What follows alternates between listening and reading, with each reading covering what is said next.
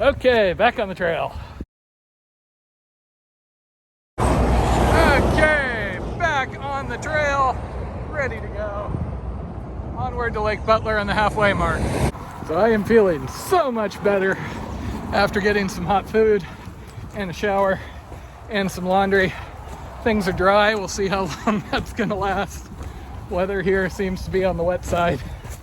Also, I got word from up ahead that there's some more swamps to wade through. Always entertaining. It has gotten significantly colder. Weather said it was just 54 to 58 today, but it feels chilly. You can see I'm wearing my jacket, even though I just got dropped off. Today's plan is hike about 20 some miles to Lake Butler, where apparently I can contact City Hall and they will let me camp out back, which is good because that is the only option per the map. I haven't even seen any notes about stealth camping. Bit of a bummer because again, I'd like to push a couple more miles, but it's one of the frustrating things out on this trail for me, not being able to camp at whatever mileage I want to do for the day.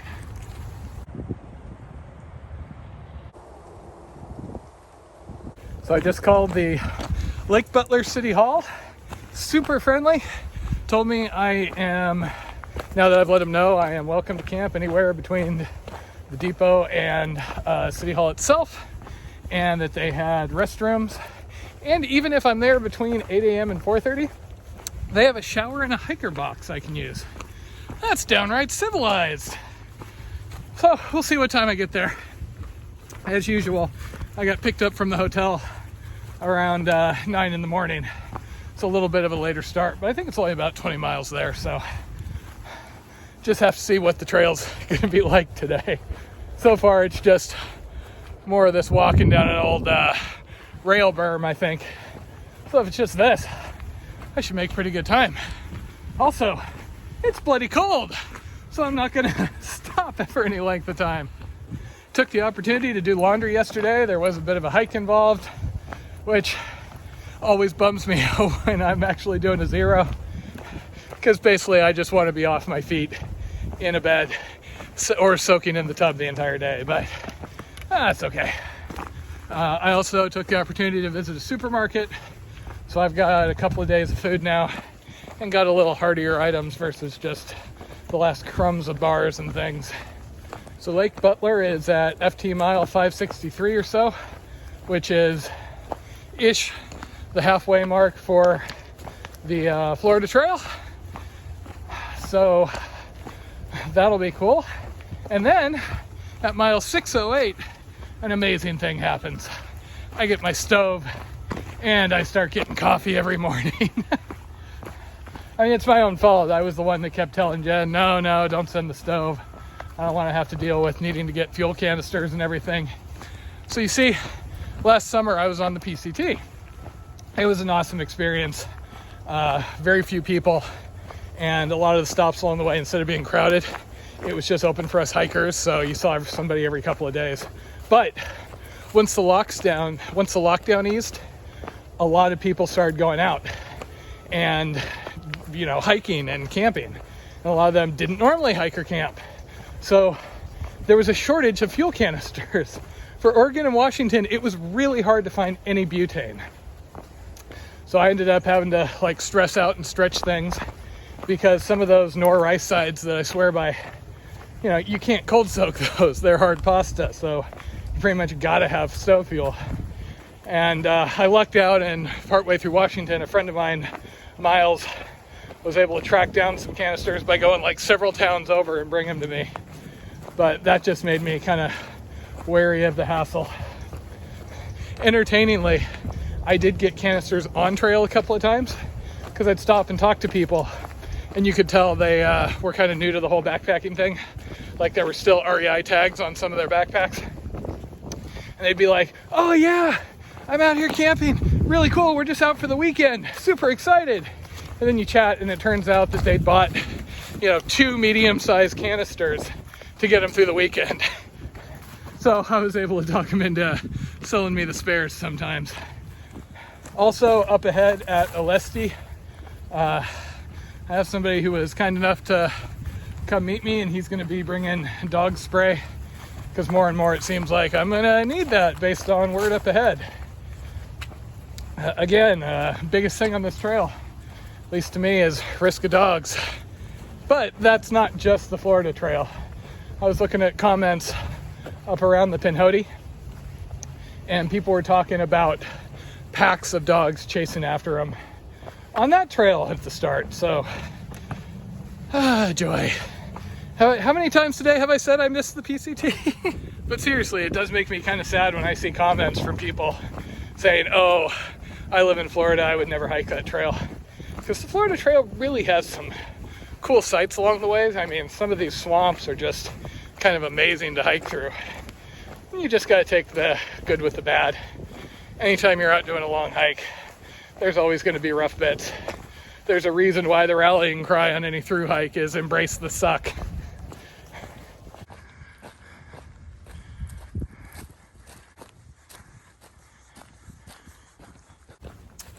So the 0 day in town was really nice. I hadn't had an actual zero, meaning I'm in town the night before and the night after since Lake Okeechobee. And at that point I was pretty desperate because my feet were so bad. I just needed them to heal up. It did end up being good timing because a major storm came through that night again. There was tornado watches and all sorts of fun happening. It's not a bad night to be in. And I was able to dry everything and get my laundry done. But I think this is one of the only zeros I've had so far on this trail that I felt like I could have probably actually done without. My feet are doing better, at least for the moment.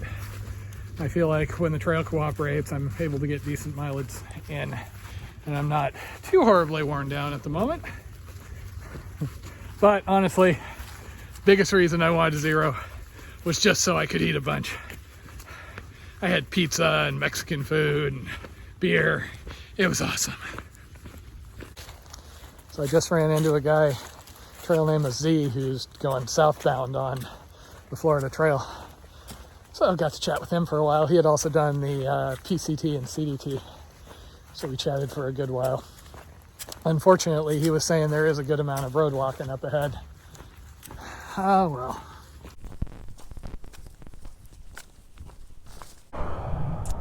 And here we go again with the rain. Well, it was nice being dry for a little while, I guess.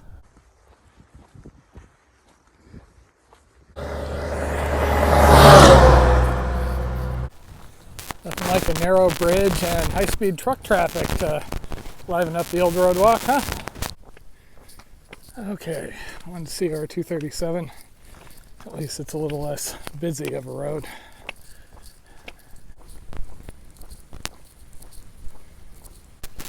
And bike path. Just a couple more miles into Lake Butler. I actually passed a couple of these solar farms in this area. It's kind of interesting, so it sure as heck hasn't been sunny while I'm here. Brown water. You can practically taste the tannins from here. Second rainstorm of the day. It's been going just hard enough to make me actually stop and put my rain gear on again. Okay, well, welcome to Lake Butler City Hall, the official-ish halfway point of the Florida Trail and home sweet home for tonight. So that's City Hall over there, and they said I am welcome to camp anywhere on the grass here up to the blue building. Blue building has trash. They were willing to unlock and leave their bathrooms open for me, and they have plugs, so kind of got all the conveniences here.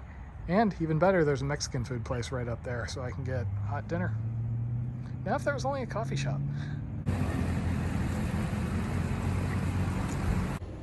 Well, I got some Mexican food, and I've just been hanging out here with my periodic transient friend over there. Keeps coming and going. Recharging my phone. It's been raining off and on, seems to have stopped for the moment, so I'm going to go set up my tent over on the grass and bed down for the night and get warm. So once again, I would have really liked to get another 5 or 10 miles down the trail, but my options were either stop here in Lake Butler or do another 15 miles, and I didn't really feel I had 15 in me. 35-mile days are a bit on the long side. But this is a little bit unique, I'm hanging out in a park. And there's bathrooms, plugs, and food, so I can't complain too much. There's even coffee if I don't mind getting it from a McDonald's nearby in the morning, which McDonald's coffee beats no coffee. Well, not the quietest night I've had with the traffic you can hear in the background. A few people came by, but I've had much worse. Slept okay, rained off and on. So now I'm gonna charge my phone and probably grab some coffee on the way out of town.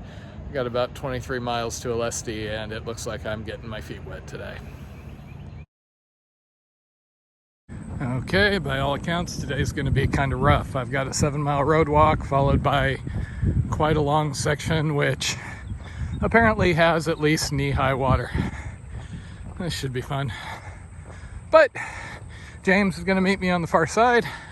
Should have burgers, just have to get to him. Oh yeah, that's some good road walking right there.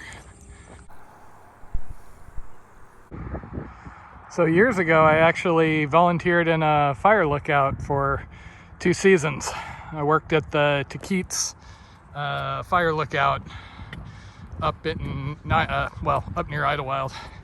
It was a volunteer thing, but kind of fun. Got to talk to a lot of people. Plus, as a bonus, you ended up getting to stay overnight in the fire lookout if you worked an 8-hour shift, which was kind of nice because on Tequit's we're literally hanging out above Idlewild. Only real fire I got to report in was Salton Sea though, and nobody at dispatch cared. Okay, 7-some miles later, done with the latest road walk, and I hear this fire station is my water stop. Pretty much for today, because I'm getting into the swamp here pretty quick. And here we go.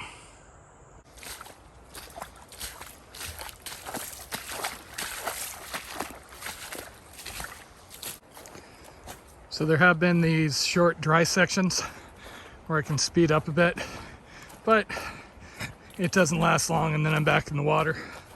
Water's been mid-calf to knee height, and it's not that bad other than you got to go a little slower, and the ground underneath is uneven, so every now and then I step into a hole and have to be careful not to fall.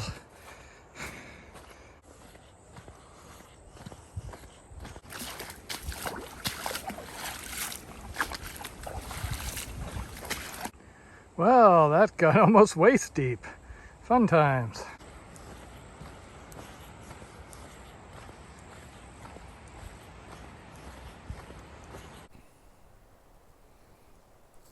At least there's a bridge, not having to swim yet. So there's the bridge from the side.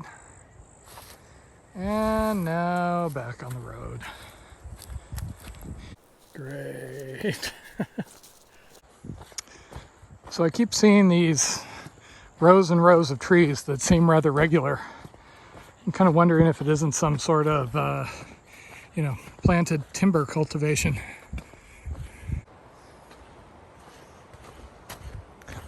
They seem to have pretty much given up on blazing the trail through here and just send you on the road. I've seen some remnants here and there, but all the gut hooks notes, both official and comments, say, yeah, you're pretty much going to want to stick to the road. I guess somebody tripped over some underwater barbed wire on one of those blazed trails that was flooded.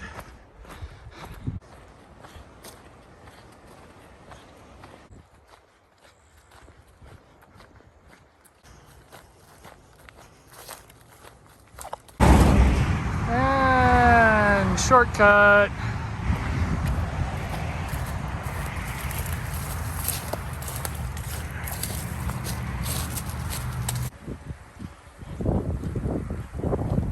I am really getting sick of this at the moment. I have about a half-mile left till where I'm supposed to meet James and where I think I'll be camping tonight, which is good because 20-some miles of this gets a little old, especially I keep sliding around on the mud, which is the worst. Tends to tweak my bad knee. Okay, the Battle Museum is over that way, which I may go to in the morning in order to use the bathroom and such. This is the horse corral. Other people have apparently camped here with no issue, so I think I'm just going to tuck in on the other side of that cover. James is on his way. He's got burgers and things, so really looking forward to that.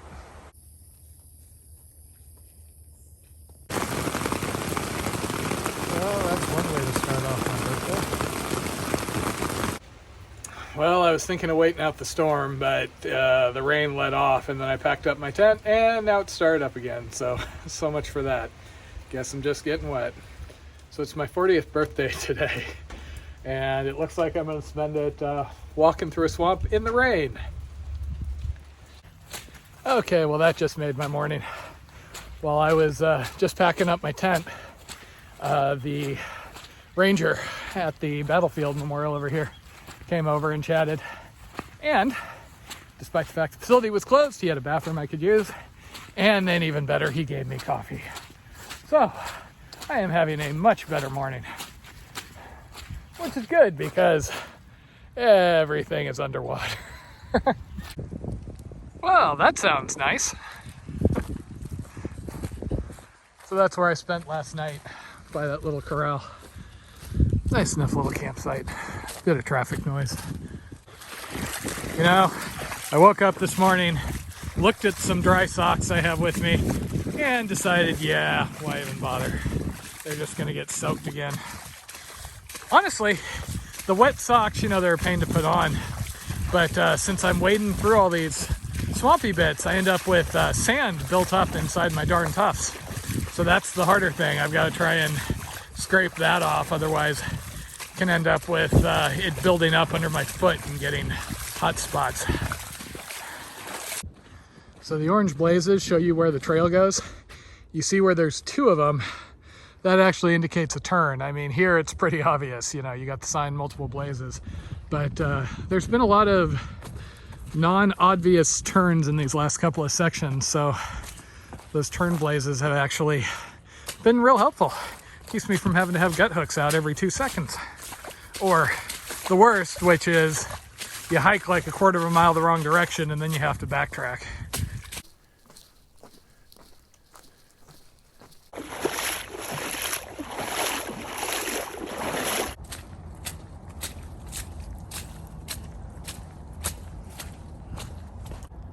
Check it out, indoor pool.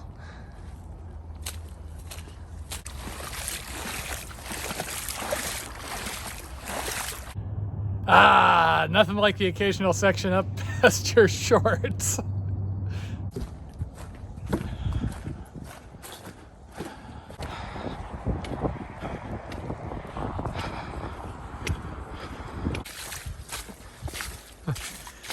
And here comes the rain yet again. So I'm going to pull over here and take a little bit of a break. I'm not going to stay here because it's only 2:40 or so, but I am starting to get a little nervous about finding a dry place to camp because at least so far I haven't seen many dry spots lately.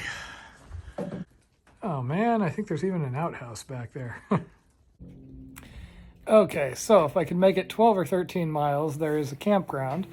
I could stay there. There's a rumor they even have hot showers and things, but I've made it 9 miles so far today, and it's 2:30 in the afternoon. It's just slow going. Water's so deep, and you just can't walk very fast because it splashes, and you know, there's these holes that you end up falling into. So, yeah,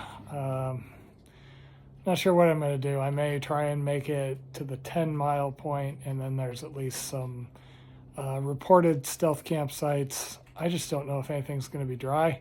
It's been soaking wet all day today, and the rain's still coming down off and on.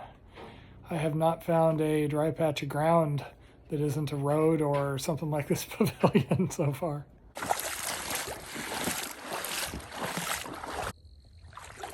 So this has been the longest sustained waiting I've seen since Big Cypress.